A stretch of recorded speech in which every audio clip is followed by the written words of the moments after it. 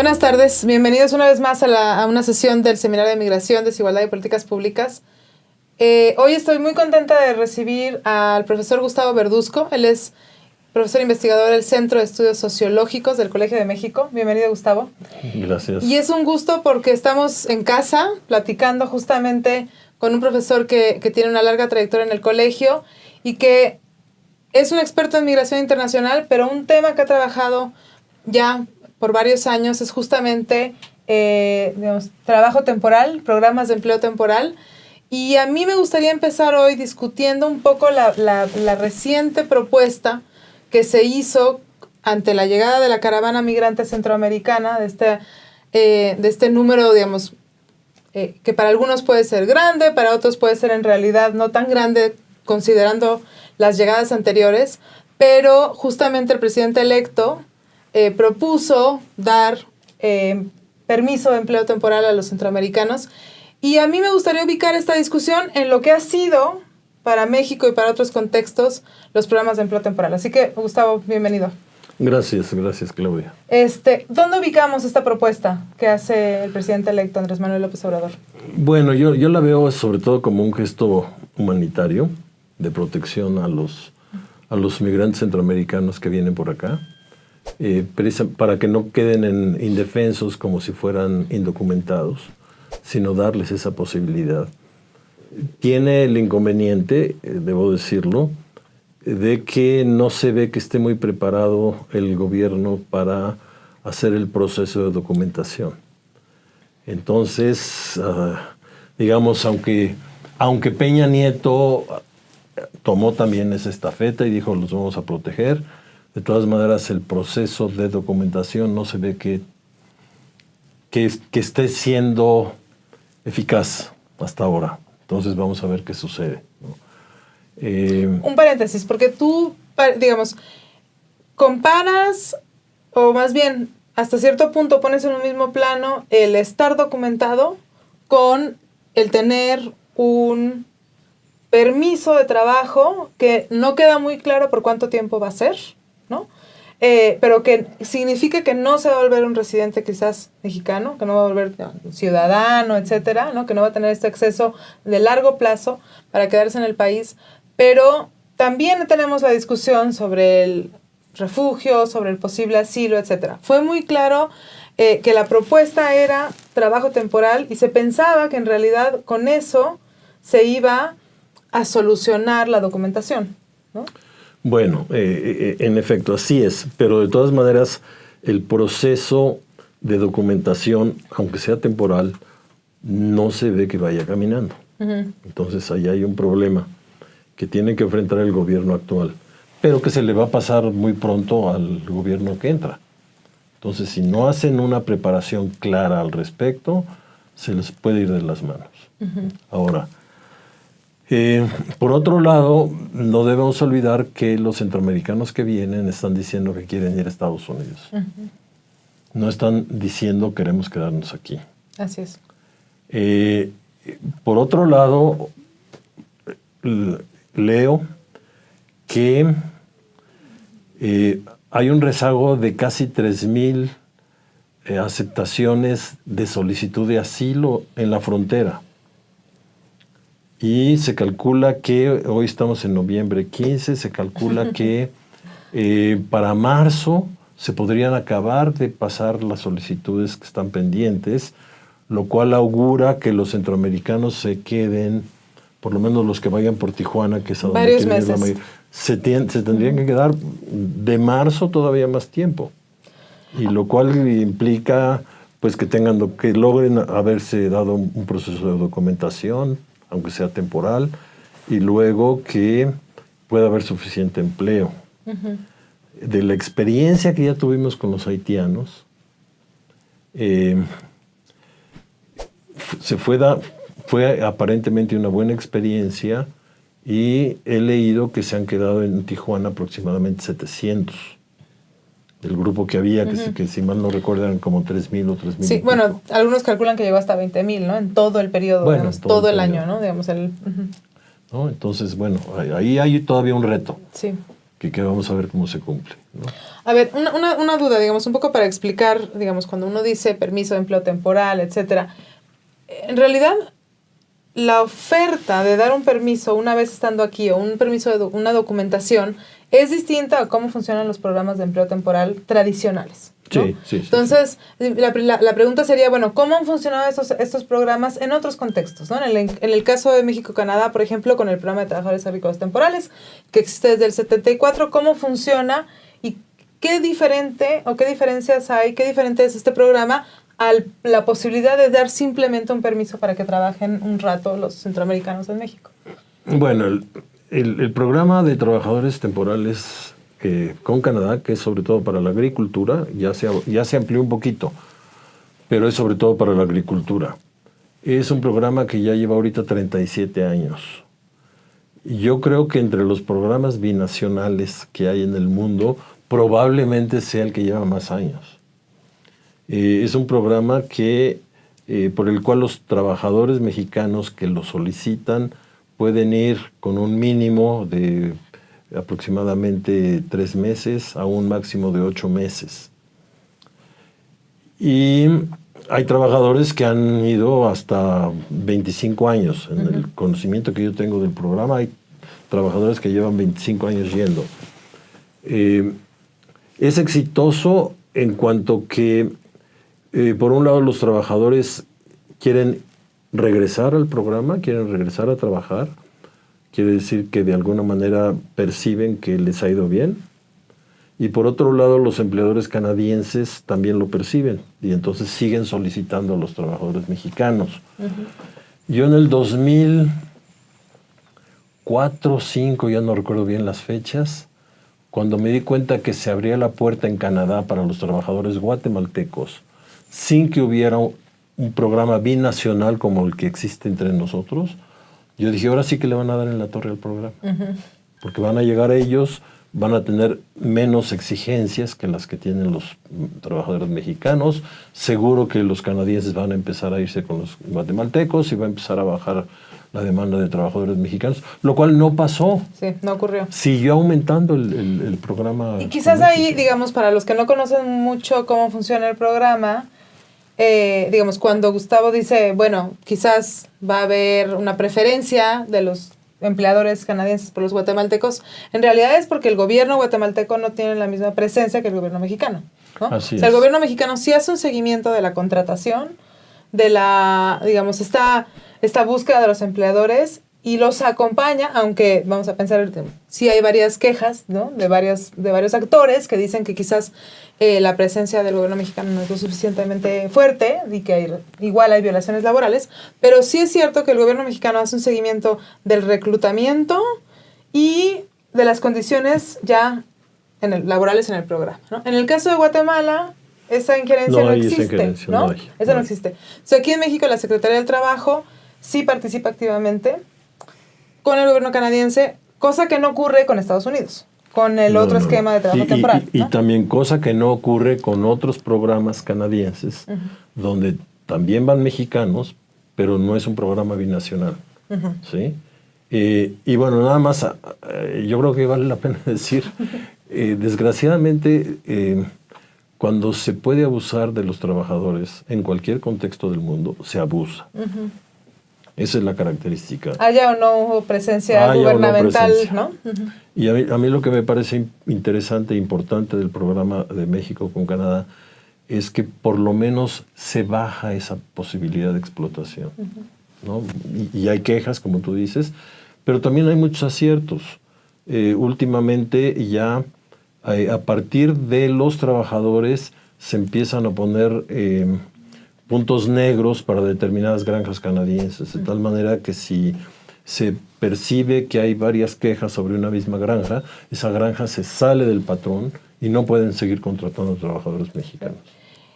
En realidad, en el caso canadiense es bastante único porque en varias provincias incluso están sindicalizados los trabajadores. Pensaría que esta propuesta que se hace para los migrantes centroamericanos, en el caso de México, no considera tal cual la presencia de los gobiernos centroamericanos en la revisión de los derechos laborales, ¿no? No. Yo veo esta oferta hacia los centroamericanos totalmente distinta y más bien como una modalidad para proteger temporalmente a las personas. Ahora, lo que es cierto es que si se quedan varios meses, van a necesitar trabajar para tener un ingreso, para poder mantenerse un tiempo. Bueno, ¿no? esa es la idea, ¿no? Entonces, digo, sería una solución, porque muchas veces, y esto quizás me llevaría a la siguiente duda, o pregunta y reacción, porque muchas veces cuando hablamos de la migración en tránsito, se piensa que la migración en tránsito va a durar un periodo relativamente corto en el que los migrantes toman el tren y casi por arte de magia llegan a Tijuana, ¿no? Pero no es cierto, ¿no? O sea, como que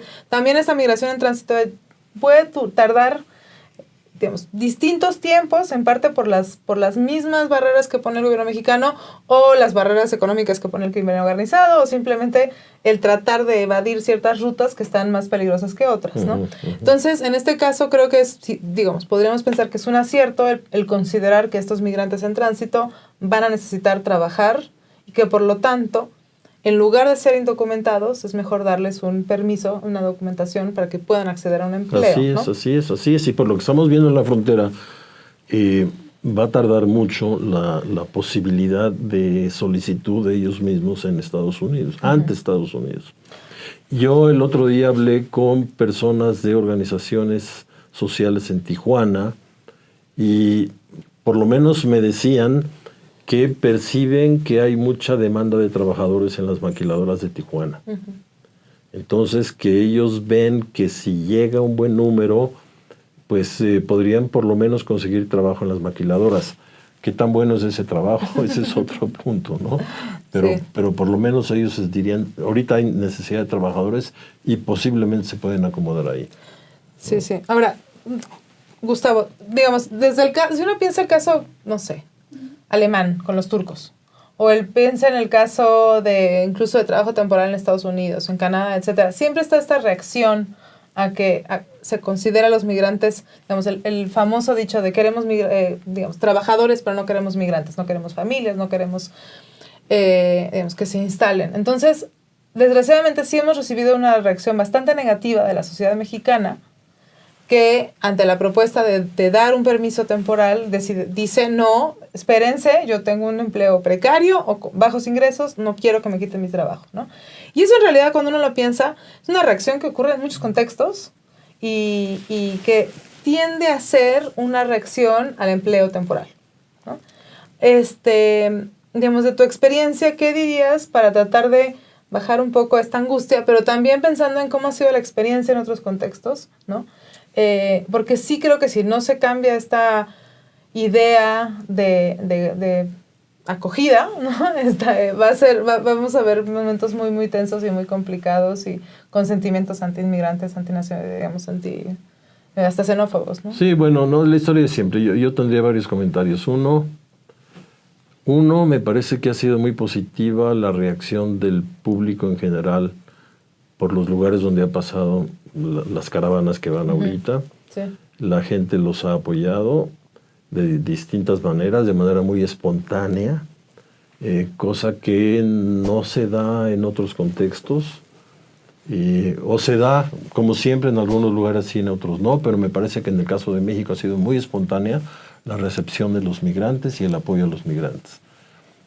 Por otro lado, sí llama la atención lo que tú mencionabas, gente que se asusta y que dice, no, ¿cómo nos están invadiendo? ¿Y por qué les vamos a ayudar a ellos si acá tenemos pobres? Lo cual es una verdadera tontería, es un absurdo, ¿no? A ver, somos un país de 120 y tantos millones de habitantes. ¿Qué pasa si entran 7,000, 10,000? No pasa absolutamente nada, sobre todo si llegan a nichos laborales distintos. No nos olvidemos que en el país en conjunto, claro que en unas zonas más que en otras, faltan trabajadores en el campo. Faltan. ¿Y por qué faltan? Porque se estuvieron yendo durante años a Estados Unidos. Y luego los jóvenes de ahora no quieren trabajar en el campo. Entonces, claro que tenemos empleo, ¿no? Sí. Bueno, y es algo que tú has trabajado bastante, en realidad, justo como, digamos, el tratar de entender qué es lo que pasa en las comunidades de origen también, sí, ¿no? Sí. O sea, digamos, por años, ¿no? Pero hay estas otras reacciones que tú mencionabas. Hay gente que dice, no, van a quitarnos el empleo, no, porque vamos a ayudarlos a ellos. A mí me gusta pensar en el caso de Perú y Colombia, con la migración venezolana, ¿no? Que han recibido millones de venezolanos en el último año con poblaciones de 30 millones. Sí, ¿no? Y aquí estamos preocupados por 5,000, con una población de 122 millones, así ¿no? es. Cuando en realidad allá hay 30 millones, tienen de pronto 1 millón, 4 millones de venezolanos, ¿no? Así es. Yo creo que es algo que hay que estar dando señales de parte de todos lados, de las organizaciones, del gobierno, de la academia, de que esto es positivo, de que hay que apoyar a los migrantes, que hay que apoyar a los que llegan y que no pasa nada. A mí me gustaría saber qué es lo que sugerirías al gobierno, a la nueva administración, en el sentido de cómo hacerlo. Bueno, hay un punto que no hemos tocado y que es muy importante. Últimamente han aumentado muchísimo las visas que en Estados Unidos llaman H2A y H2B, que son visas de trabajo temporal. Agrícola y no agrícola. Agrícola y no agrícola, pero en trabajos de baja calificación. Bueno, según las estadísticas que he estado consolidando ahorita del Departamento del Trabajo, no de las admisiones, sino del Departamento del Trabajo, son por lo menos en promedio, si andan alrededor de los 200,000 trabajadores que van temporalmente a Estados Unidos por año, ¿sí? Sí, sí. ¿Por qué sucede esto? Pues porque ha bajado la migración indocumentada de mexicanos a Estados Unidos y las necesidades laborales siguen existiendo allá. Entonces los mismos estadounidenses han visto necesario apoyarse en esos programas que no son binacionales, pero que los tienen ellos, para conseguir trabajadores mexicanos. Este es un punto muy importante en el que el gobierno tiene que meter la nariz. Sí. No puede nada más decir, que se sigan yendo y que Estados Unidos se encargue. No.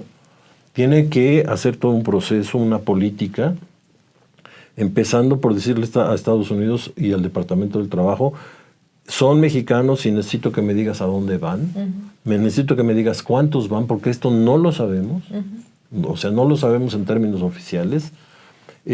¿Por qué? Porque quiero que eso esté de acuerdo con los consulados que yo tengo, por las necesidades que pueden tener mis trabajadores, y iniciar un proceso, una política que vaya en el sentido de quiero proteger a mis trabajadores migrantes que van a la agricultura, que van a los servicios.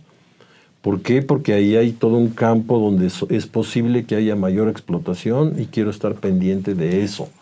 No es algo que se pueda hacer de la noche a la mañana, pero es algo que hay que iniciar ese proceso y yo creo que es una gran responsabilidad que tiene la que será la nueva secretaria del Trabajo. Quizás un poco para contextualizar, porque hablábamos del PETAT, del Programa de Trabajadores Agrícolas Temporales con Canadá, que en realidad tiene alrededor de 23,000 beneficiarios, sí, ¿no? Y en realidad cuando uno piensa, la emisión de visas H2A y H2B son 10 veces eso, ¿no? Digamos, son cerca de 200, más de 200,000. Y ya no solo la emisión de visas, la certificación laboral del Departamento de Trabajo de Estados Unidos. Que justamente dice que hay, y ese aumento en realidad viene desde 2008-2009, ¿no? Digamos, gradual, el aumento, y muchas veces la Secretaría del Trabajo, porque, digamos, distintos actores nos han expresado, ¿no?, que no se dan abasto, así ¿no? Es. Para darle el seguimiento a los 23,000 mexicanos en Canadá, bueno, lo pueden hacer, ¿no? Pero digamos, ya pensar en 200,000, pues no existe, según ellos, muchas veces la capacidad para darle ese seguimiento. Lo que sí es cierto es que, por un lado, debería haber seguimiento al reclutamiento, ¿no?, donde hay varios recuentos de abusos y de corrupción. Muchos abusos. De corrupción en donde más o menos se venden las plazas, ¿no? Se venden las visas H2A, H2B. Empleadores... Perdón, no es que las venda el empleador ni Estados Unidos. El intermediario. Es que el intermediario se apropia, así como los que aquí se apropian de los espacios urbanos, ¿no? Para que estacionar un coche, acá se apropian. Sí, le dicen, bueno, te paso tu solicitud, sí, digamos, el moche, ¿no? Y luego no solo es eso, sino que inventan que hay una verdadera solicitud y luego no la hay. Para desglosar estas recomendaciones para la próxima Secretaría del Trabajo sería, primero, participar activamente en el reclutamiento, ¿no? Evitar casos de corrupción. Por lo menos conocer los datos reales del reclutamiento. Yo digo que hay que empezar de lo menos a más. Ok. Conocer los datos. Por lo menos decirle al Departamento del Trabajo, entérame a quiénes estás contratando y a qué lugar van. Y esa información la tienen. ¿No? Y después de eso, tener una vinculación con el consulado, que eso implicaría no solamente Secretaría del Trabajo, sino Relaciones Exteriores. Relaciones Exteriores. ¿No? Una vinculación de Relaciones Exteriores con Secretaría del Trabajo que diga, bueno, vamos a dar seguimiento a estos 10,000 mexicanos que llegaron a Kansas, ¿no? Sí. Y revisar las condiciones laborales de todos ellos. Y a diferencia quizás del PETAT, donde en el caso canadiense los mexicanos van y vienen en un mismo año, en realidad con las visas H2A y H2B, los periodos pueden ser un poco más largos, ¿no? Sobre todo con el H2B. Digamos, no está tan marcado que antes del año tengan que regresar, pero sí, digamos, ver las condiciones de vivienda, las condiciones laborales, la explotación, ¿no? Lo poquito que se sabe y que yo he conocido entrevistando trabajadores que van a través del H2A es que tienen jornadas muy largas de trabajo, muy largas, ¿no? Cuando digo muy largas estoy hablando de 15 horas. Sí, no de 9, ¿no? Y no de 15 horas un día suelto por ahí, no, sí, bajo el sol. Día con día. Sí. Y quizás, digamos, para regresar a nuestro punto inicial, si el gobierno mexicano exige eso al gobierno estadounidense, que entonces podamos más o menos proveer de las mismas condiciones laborales para los migrantes centroamericanos, haitianos, africanos, cualquiera que llegue a México y que trabaje, ¿no? Mira, con que empecemos tratándolos bien, ¿no? Que yo creo que va a ser un trabajo importante de Tonatiuh Guillén ahora que empiece, y que él lo ha dicho, pues por lo menos trátalos bien, haz que la gente del instituto los trate bien, ¿no? Si están indocumentados, no los atosigues más ni les cobres más, sino trátalos bien, ¿no? Y quizás agregaría a que la vinculación entre la Secretaría del Trabajo con Relaciones Exteriores, con la Secretaría de Gobernación, se dé. Se tiene que dar. ¿No? Porque finalmente sí es un fenómeno que toca varias secretarías.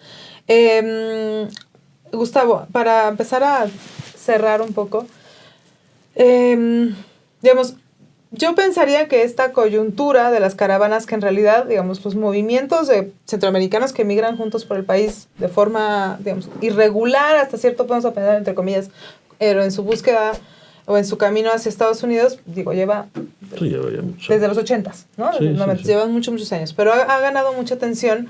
Y yo pensaría que entonces podríamos estar en un momento optimista en el que justamente podríamos beneficiarnos de esta atención mediática, política, social, económica que se le ha dado para tratar de justamente facilitar las documentaciones y facilitar que se cumplan los derechos humanos de estos migrantes. Pero, digamos, tú piensas, digamos, ¿qué otra condición se debería dar?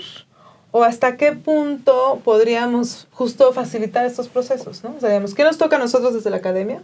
Tú, digamos, a partir de toda la experiencia que has tenido, pero también pensando en estas propuestas que se le puede hacer en un momento de la administración en la que justamente se van a plantear estos mecanismos para facilitar las burocracias. Hay que recordar que el fenómeno de la caravana tiene su raíz en la cantidad de situaciones de explotación y de acoso que reciben los centroamericanos por parte de las pandillas, que son muchas, por parte de delincuentes, por parte de patrulleros, que son unos sinvergüenzas, ¿sí?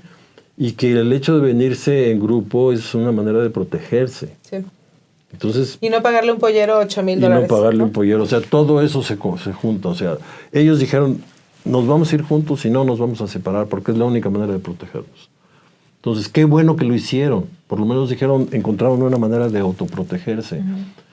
Eso de alguna manera lo tiene que considerar el gobierno y lo tiene que tener muy en cuenta en sus planes de seguridad que anunciaron el día de ayer, ¿no?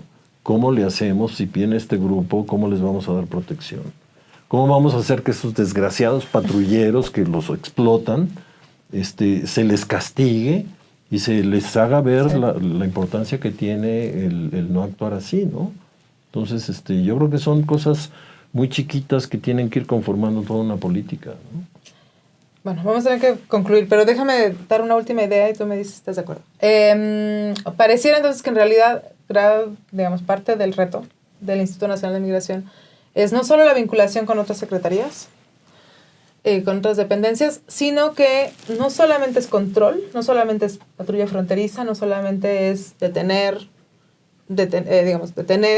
y expulsar migrantes centroamericanos y africanos, donde sea, como ha ocurrido, sino tratar de empezar a hablar de documentación, digamos, de acceso a permisos de trabajo temporal, o también puede ser permisos de asilo, refugio, o permisos de tránsito, y después pensar en mecanismos de integración laboral, económica, social, etcétera, ¿no? Que hasta ahora pareciera no tan claro, ¿no?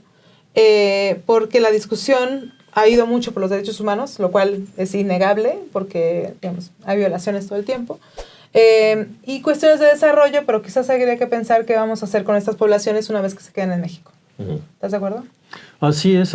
Ahora, el resumen. Da la impresión que en el caso de los centroamericanos la integración ha sido más fácil, porque actualmente hay un número incierto de centroamericanos viviendo ya en el país y metidos en nichos laborales que no están documentados por el INEGI, ¿no? Pero ellos ya están trabajando y ya están metidos en las comunidades.